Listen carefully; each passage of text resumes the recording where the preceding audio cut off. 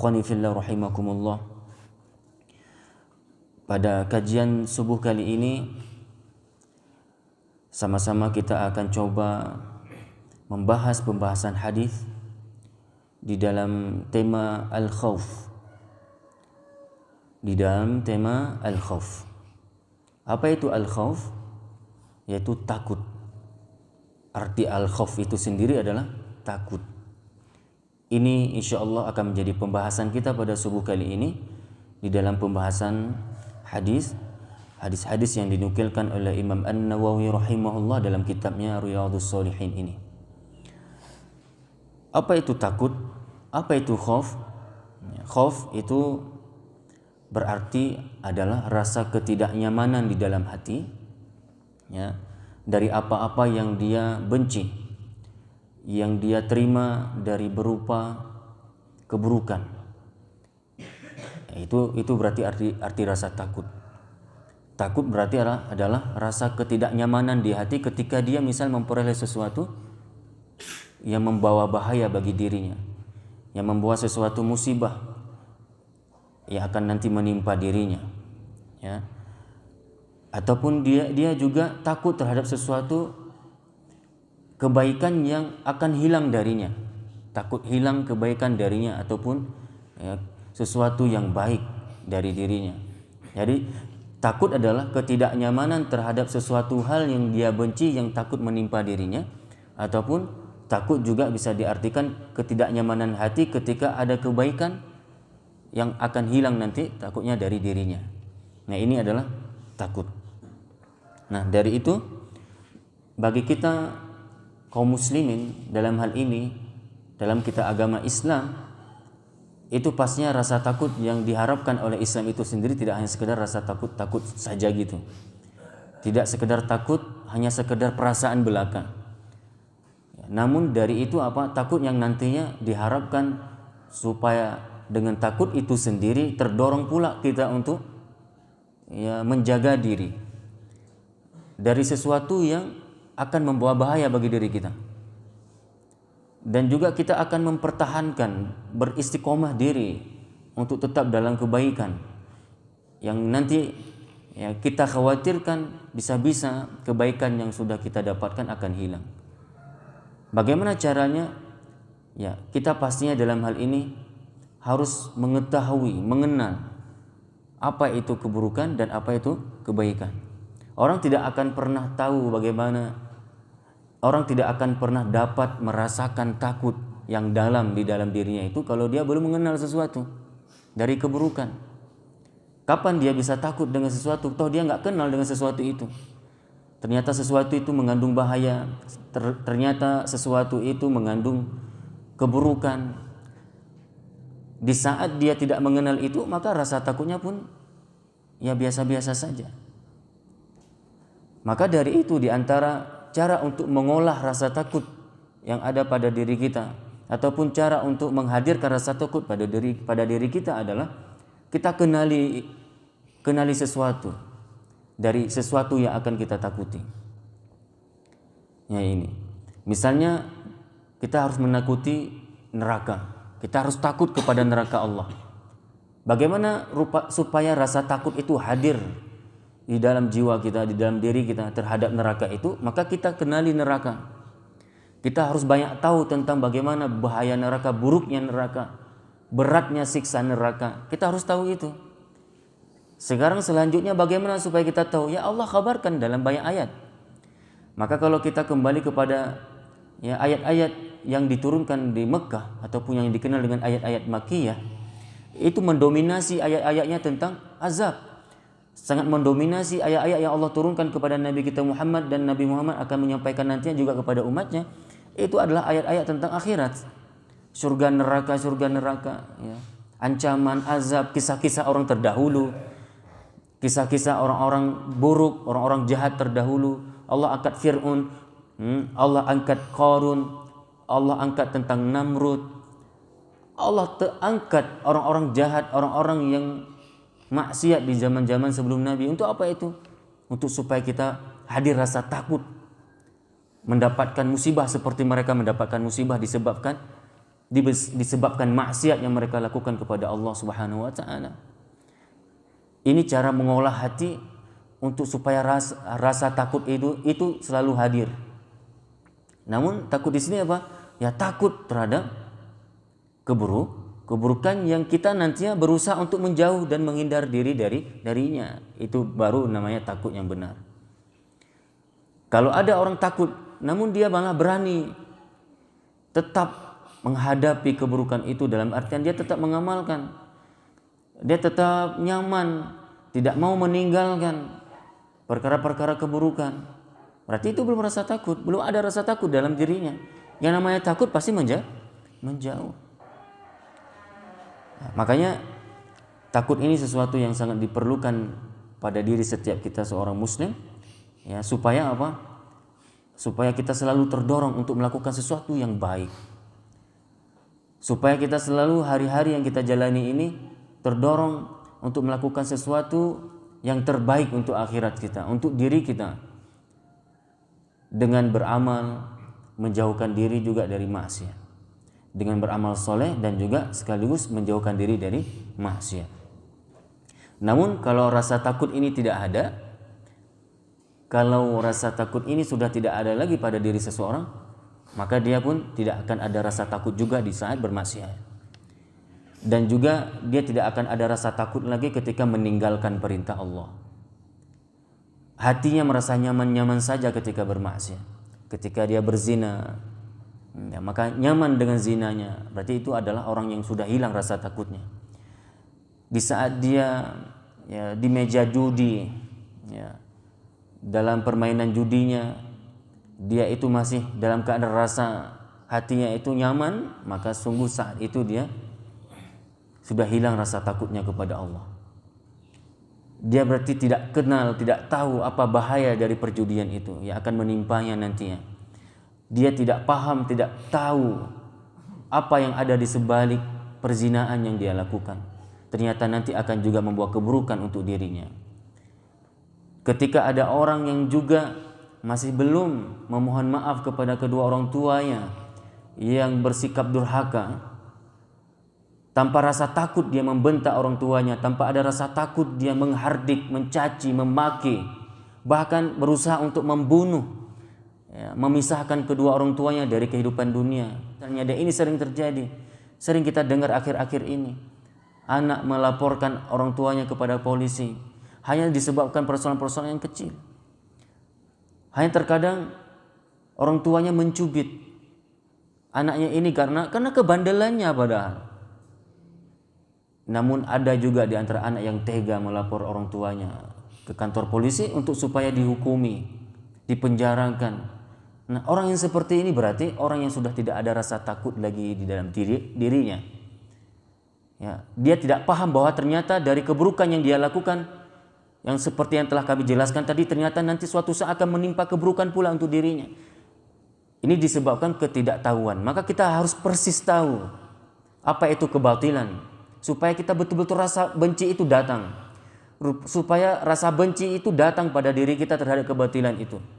Maka ada sebuah teori, cinta dan benci itu, kadarnya itu, derajatnya itu, kualitasnya itu sangat tergantung kepada sesuatu yang kita benci dan cintai itu, tergantung pada pengenalan kita terhadap sesuatu yang kita benci dan apa yang kita cintai. Sejauh mana kita mengenal sesuatu keburukan, sejauh mana kita mengenal sesuatu kebatilan, maka akan sejauh itu pula nanti rasa benci itu datang, rasa benci itu hadir. Begitu pula sebaliknya, sejauh mana kita mengenal, mengerti, memahami sesuatu itu yang baik-baik pastinya, maka di saat itu pula, sejauh itu pula rasa cinta kita akan hadir terhadap sesuatu kebaikan itu. Jadi sejauh mana kita mengenal kebenaran, ya, sedalam apa kita mengenal sesuatu yang baik-baik itu, maka sejauh itu pula rasa cinta kita hadir untuk kebenaran dan kebaikan. Namun kalau kita hanya sekedar tahu saja, tahu tanpa pendalamannya, tahu bahwa itu buruk. Apalagi orang tidak tahu tadi. Maka dia tidak akan hadir rasa benci terhadap keburukan itu. Dia tidak akan ada rasa takut nantinya ketika dia mengamalkan sesuatu kebatilan. Ya, ini disebabkan pengetahuan, ilmu, berarti bahasa lainnya ilmu yang dia miliki terhadap sesuatu itu. Maka penting sekali apa? Pengetahuan atau ilmu. Kenali kebatilan dengan pengenalan yang serius, yang dalam, supaya apa? Supaya kita dapat menjauhkan diri dari kebatilan itu. Karena apa? Pengetahuan kita terhadap kebatilan itu yang memang rupanya kebatilan itu akan membawa musibah bagi pelakunya. Sehingga kita akan menjauh, kita akan takut melakukannya. Begitu pula ketika kita mengenal kebenaran. Dalami kebenaran sedalam-dalamnya. Nikmati kebenaran tersebut. Niscaya akan datang nanti rasa hadir untuk bahkan membela kebenaran. Berkorban untuk mendapatkan, membela, memperjuangkan kebenaran itu. Kenapa bisa demikian? Karena kita sudah tahu persis bahwa di balik kebenaran itu ada kebaikan yang akan diperoleh olehnya nanti, oleh kita nantinya. Nah ini. Makanya dalam Al-Quran, saudaraku yang rahmati Allah Subhanahu wa taala, Allah menyampaikan, ya, di antaranya adalah dalam Quran surah Ar-Rahman 46, waliman khafa maqama rabbih jannatan. Waliman khafa maqama rabbih jannatan. Dan siapa saja ataupun dan bagi siapa yang takut, waliman khafa, bagi siapa yang takut akan saat menghadap Rabb-Nya nanti, yang takut terhadap Allah, yang takut terhadap pertemuan dengan Allah pada hari kiamat, maka dia akan disediakan 2 surga. Berarti kita kalau takut kepada Allah nggak usah jumpa dengan Allah. Ini bagaimana logikanya ini? Karena dalam ayat ini apa? Dan bagi siapa yang takut akan menghadap Rabb-Nya, takut menghadap Rabb-Nya, takut menghadap ataupun berjumpa dengan Allah, maka dia akan diberikan 2 surga. Bagaimana ini? Berarti kan kalau takut nggak usah berjumpa. Orang yang sudah ada rasa takut kepada sesuatu biasa menjauh. Iya, ini benar. Tapi kalau ini takut ditujukan kepada makhluk. Kalau kita takut ular, pasti kita nggak mau dekati ular. Kita akan menjauh dari ular. Kita takut binatang buas, kita nggak akan bermain-main mendekatkan diri dengannya. Nggak akan mungkin. Kita akan menjauh darinya. Ketika kita takut dengan musuh kita akan menghindar. Bukan malah bergaul dan berteman dengannya. Kita akan menjauh. Kita akan menghindar. Nah, itu ketika rasa takut itu hadir yang ditujukan kepada makhluk. Itu manusiawi. Ketika rasa takut itu ada pada diri kita kepada makhluk, yang sehingga dengan rasa takut itu membuat kita menjauh dari sesuatu yang kita ketakuti. Yaitu manusiawi, belum roh, fitrah. Namun beda dengan takut kepada Allah. Takut kepada Allah, takutnya hamba kepada Allah, bukan berarti dengan takut kepada Allah kita harus menjauh dari Allah. Bukan. Takut kepada Allah maksudnya berarti kita dituntut untuk betul-betul malah harus mendekatkan diri kepadanya dengan memperbanyak ibadah dan menjauhi maksiat. Maksud takut kepada Allah apa? Takut bermaksiat kepada Allah. Takut kepada Allah apa? Takut dia sekiranya melakukan kebatilan di dalam kehidupannya. Takut dia kepada Allah adalah takut kalau dia nanti tidak diterima amal solehnya ketika Allah sudah perintahkan dia untuk beramal soleh. Takut ataupun khawatir dirinya nanti akan diazab oleh Allah ketika dia tidak mengamalkan perintah ataupun malah mengerjakan larangan. Ini yang dimaksud rasa takut berjumpa dengan Allah. Ya.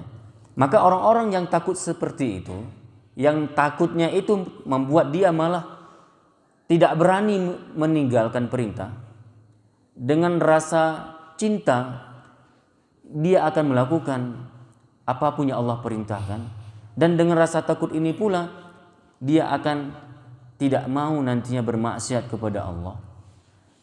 Inilah takut yang nanti akan disediakan bagi orang yang takut itu 2 surga. Waliman khafa maqama rabbih jannatan. Allah Subhanahu wa taala memberitahukan bahwa orang yang takut pada saat berdiri di hadapan Allah Azza wa Jalla pada hari kiamat kelak adalah untuk dihisab. Takut berjumpa dengan Allah bukan karena takut Allahnya. Takut terhadap dirinya ketika dia berjumpa dengan Allah, hisabnya buruk. Ini maksudnya. Sehingga dia memantau perbuatannya sendiri. Dan juga hadirlah rasa muhasabah terhadap dirinya sendiri. Ya ini. Maka dalam Al-Quran surah yang lain, dalam Quran surah An-Nazi'at ayat ke-40, Allah berfirman, wa amma man khafa maqama rabbih wa nahan nafsa 'anil hawa, sambung, fa innal jannata hiyal ma'wa. Wa amma man khafa maqama rabbih wa nahan nafsa 'anil hawa fa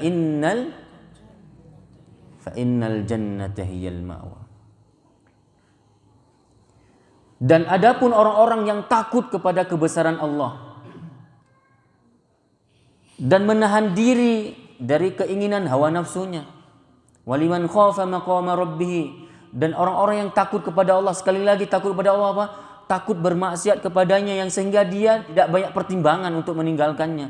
Dia dengan segera meninggalkan maksiat tersebut karena rasa takutnya kepada Allah, karena rasa takutnya terhadap siksa yang akan Allah berikan kepadanya. Wa amma man khafa maqama rabbih, sedangkan orang-orang yang takut kepada kebesarannya, apa maknanya juga? Sedangkan orang-orang yang dengan rasa takutnya dia tidak berani meninggalkan perintah Allah, terdorong hatinya selalu untuk mengerjakan perintah-perintah Allah.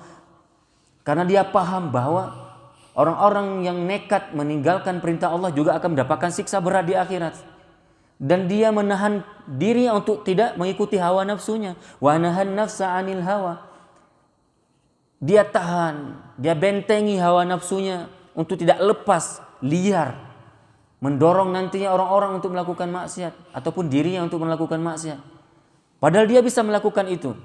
Padahal dia punya kesempatan untuk melakukan maksiat itu. Dia punya peluang untuk melakukan maksiat itu. Dia memiliki tempat yang strategis untuk melakukan maksiat itu. Dia akan melakukan maksiat itu sendiri dengan aman dan nyaman dari manusia. Namun rasa takut yang ada pada dirinya itu, muraqabah yang ada pada dirinya, yang mana dia selalu merasa diawasi oleh Allah Subhanahu wa taala setiap saat, setiap tempat, yang nanti yang membuat dia tidak ingin bermaksiat, tertahan dia untuk tidak bermaksiat kepada Allah. Wa nahan nafsa 'anil hawa. Dia tahan nafsunya, dia bentengi nafsunya untuk tidak melakukan maksiat tersebut. Orang yang seperti ini insyaallah Allah akan berikan penghargaan. Orang yang sudah berjuang ya di dalam kehidupannya untuk tidak memperturutkan hawa nafsunya, untuk menundukkan nafsunya, maka Allah akan berikan kehidupan yang sangat luar biasa nanti di akhirat. Apa itu? Berupa kehidupan kebahagiaan di dalam surga. Dia akan diberikan tempat kembali, yaitu surga. Wa amma man khafa maqama rabbih wa nahan nafsa 'anil hawa fa innal jannata hiyal ma'wa. Maka sesungguhnya surgalah tempat kembalinya. Ya ini. Kemudian kita lihat satu hadis seperti apa yang telah kami sampaikan tadi, bahwa supaya rasa takut itu hadir di dalam diri kita, maka kita harus tahu ya, kita harus betul-betul mengenal apa-apa yang harus kita takuti itu dengan sebenar-benarnya, dengan sedalam-dalamnya. Kita harus tahu ya, sesuatu yang harus ditakuti itu sedalam-dalamnya. Seperti misalnya kita harus ada rasa takut terhadap neraka. Berarti kita harus pahami tentang neraka biar betul-betul takut gitu. Maka sangat dianjurkan bagi kita ini mendalaminya dengan mempelajari, membaca, mengkaji ayat-ayat neraka dalam Al-Quran. Di antaranya misalnya di dalam hadis yang diriwayatkan oleh Ibnu Mas'ud radhiyallahu anhu, Rasulullah sallallahu alaihi wasallam bersabda, "Yu'ta bi jahannam yauma idzin laha 70,000 zimam, ma'a kulli zimamin 70,000 malakin yajurrunaha." Rawahu Muslim. Pada hari kiamat kelak, neraka jahanam akan didatangkan pada hari itu. Ia memiliki 70.000 kendali ataupun tali ikatan. Ini kata Rasulullah. Neraka jahanam itu pada hari kiamat memiliki berapa? memiliki 70.000 tali kekang, tali kendali, tali ikatan. Di mana masing-masing kendali, di mana masing-masing tali itu ditarik oleh 70.000 malaikat. Nah, ini saking kuatnya neraka itu. Ya, neraka itu diikat dengan 70.000 tali ikatan, dan setiap satu tali ikatan itu ditarik oleh 70.000 malaikat. Seperti itu gambaran yang dikhabarkan oleh kita, oleh Rasulullah SAW untuk kita, ya, di dalam hadis Sahih Muslim ini. Di dalam hadis yang lain dari An-Nu'man bin Bashir radhiyallahu anhuma, ia berkata, aku pernah mendengar Rasulullah SAW bersabda, inna ahwana ahlin nar adzaban yaumal qiyamah la rajulun yudha'u fi akhmasi qadamaihi jamratani yaghli minhuma dimaghuhu ma yara anna ahadan ashaddu minhu adzaban wa innahu la ahwanuhum adzaban. Muttafaqun alaih. Apa kata Rasulullah dalam hadis ini?